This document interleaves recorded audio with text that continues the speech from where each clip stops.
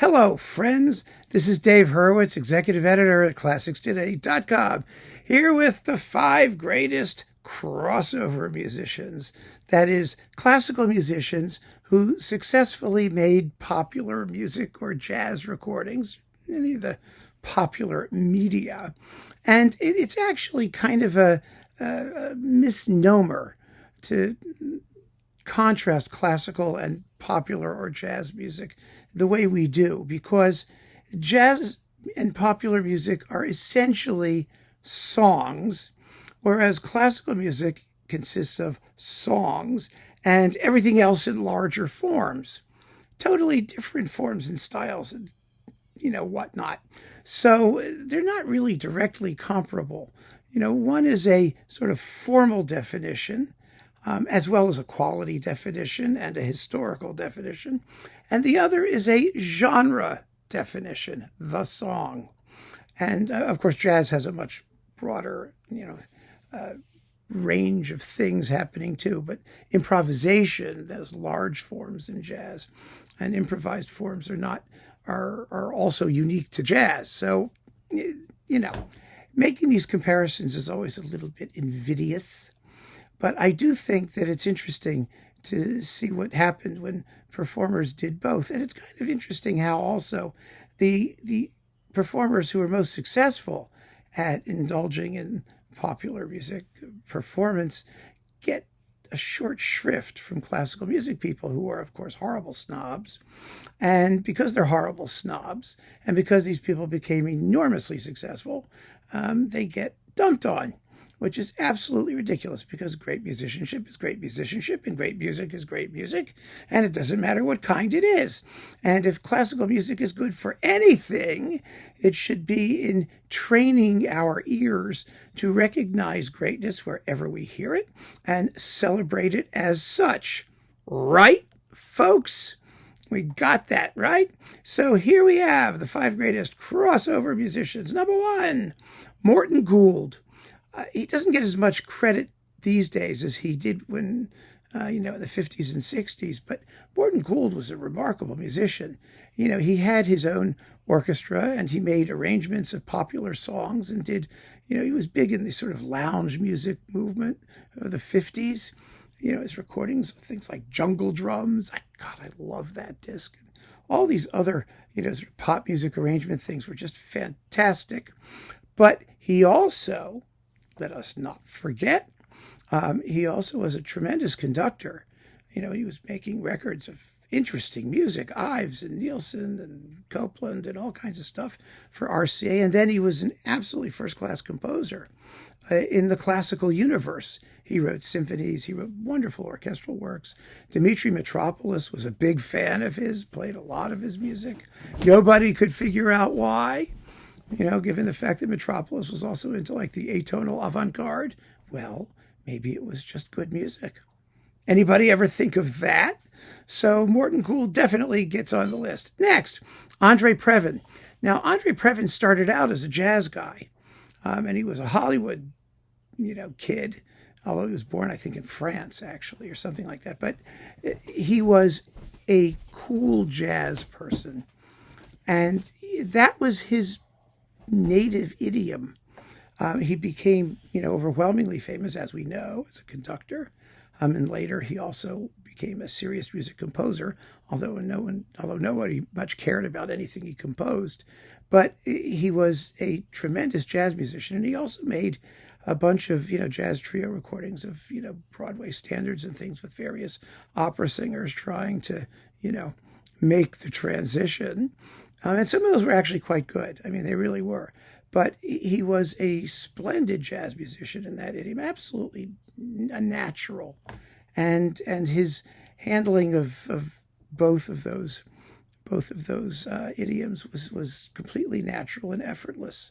He was just a great all-around musician who specialized in 2 very separate fields. And they were kept very separate, by his record labels for the most part. His jazz stuff preceded a lot of his work as a conductor, and was issued on like Columbia and like that. But his conducting stuff was basically EMI and then Deutsche Grammophon, and So yeah, André Previn for sure. Then of course, I mean, we have to talk about George Gershwin. George Gershwin began his life as a Tin Pan Alley songwriter, and wrote musicals and music for shows and various theatrical productions, and then of course was on the cusp when he died of being a really great classical composer, because Porgy and Bess, which is the Great American Opera, and An American in Paris, and the Concerto in F, and Rhapsody in Blue, and the Second Rhapsody, and the I Got Rhythm Variations, and there's like very serious classical music in there, and these pieces instantly became repertory standards because they absorbed the pop music elements. They combined them with Gershwin's own really exceptional melodic facility. He wrote gorgeous tunes, great tunes, instantly, unforgettably memorable tunes, and adapted them to classical forms. Some people have argued that his forms were not like ultimately classical, but that's bullshit. That's just bullshit. The Rhapsody in Blue is rhapsodic, yes. An American in Paris has perfectly natural, enlarged ABA form, which many symphonic poem composers have adopted similarly. Bax's Tintagel basically has the same form as An American in Paris does. And then, of course, you've got Elgar's in the South is the same as An American in Paris. And the Concerto in F is just brilliant. It basically shares a lot of formal characteristics I pointed out with Bartók's Second Piano Concerto. And, of course, the Gershwin came first. So, there you have it. George Gershwin definitely belongs up there. So does Friedrich Gulda. He's one of the more interesting cases, of course, because he was nuts, which helps, if you're going to cross over things. Crossing over, cross-dressing, whatever you're transitioning to. The crazier you are, the more it usually helps. And Gulda was an Austrian classical blue blood pianist who became a jazz musician. And his jazz improvisations, some of them were good, some of them weren't. It's true of every jazz improvisation, right? You have to take what happens. But as a composer, too, he wrote in a jazz idiom, and his compositions are marvelous, some of them. They're really, really fun. And he was successful as a jazz musician. He was accepted by the jazz community, and he took it very seriously. He didn't play down. And that's the key, of course. If you're going to cross over, you can't be a snob about it. You can't look down or dumb down what you're doing. You have to treat it just as seriously as the great classical stuff you're doing, because, as I said, great music is great music, and it doesn't matter what genre it's in. And if you act with condescension, then you will not be successful. But if you understand what you're doing and truly love it and treat it with respect, then you got a shot. A really good shot.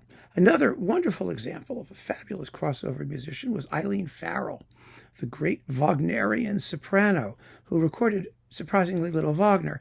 Eileen Farrell was an amazing singer. She had a dramatic soprano voice, on a par with like Birgit Nilsson and Astrid Varnay and those people. She had an amazing voice.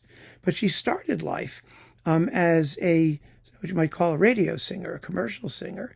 She sang under Bernard Herrmann, back in the days when he was conducting the orchestra at CBS.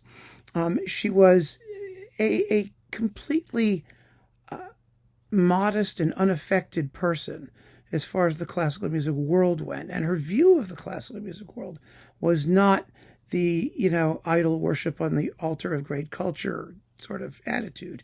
And that counted against her. Her popular music background counted against her. And she had a very normal life. She was married to a cop, and she lived in Staten Island, and had no attitude about it. So as a result of that, she never quite had the career she deserved.